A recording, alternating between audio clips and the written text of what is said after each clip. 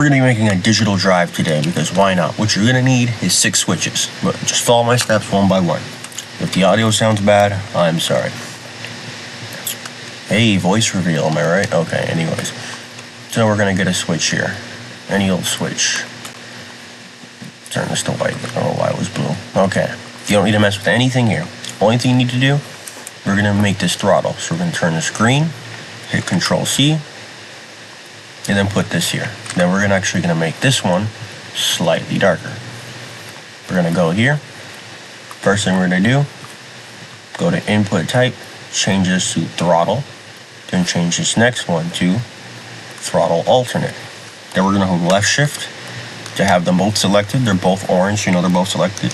Control C, then make another exact copy.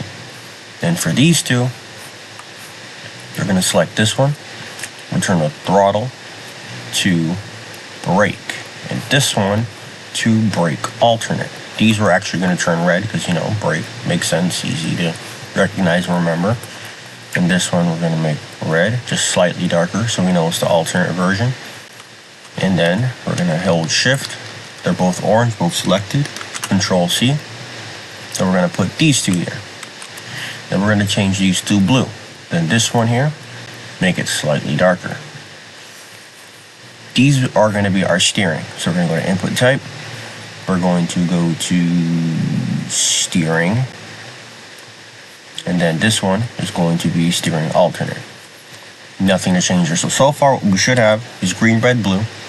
Everything on the left, well, this is how I did it. It doesn't matter which side, but everything on the left here should be throttle, brake, steering.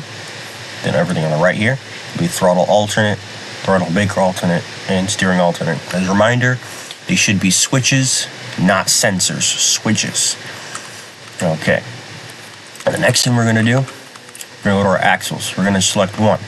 Then we're just going to simply press V, so it selects every axle. And what we're going to do, we're just going to hook it up to one of these. So we're going to hook it up to these two. So we're going to scroll down here on my right hand side if you're paying attention. And we're going to go to the steering input and brake input. The steering input channel is going to be set to output. It may be set to constant value when you first open it, but you need to make sure it's on output channel. Then we're going to select source. We're going to select 1, 2 left clicks. Then we're just going to simply press enter. Now everything's selected. We're going to go back here where it says the brake input channel. This should be set to output channel. If it's not, set it to output channel. Select the source, select the 2 red icons for your brakes, 1, 2, and press enter. That's it. Next up is the engine. We're going to select the engine. This should be set to output channel. If it's not already, set your engine to output channel.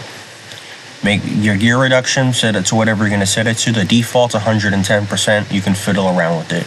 But make sure your tank steering is on yes. Your tank steering must be on yes. Then in the source, we're going to click here. Then we're going to select our 2 throttles here and press enter.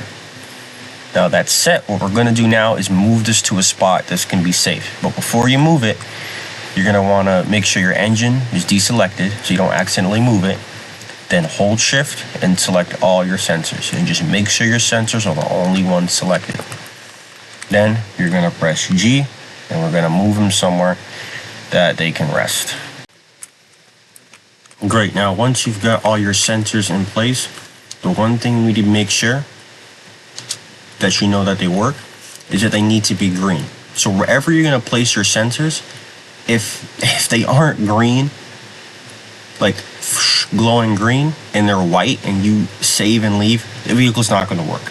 So make sure once you get ready to move everything, wherever you move it, they're all glowing green. You select, you exit, save, press alt, and your vehicle will drive. And even if you disable the alt, the vehicle can still drive as normal with the turret doing whatever. Basically it. Hopefully this helps with any new builders or whatever or people that just don't use this method. It's pretty simple, saves a lot of stress and time. Trust me. Alright, yup.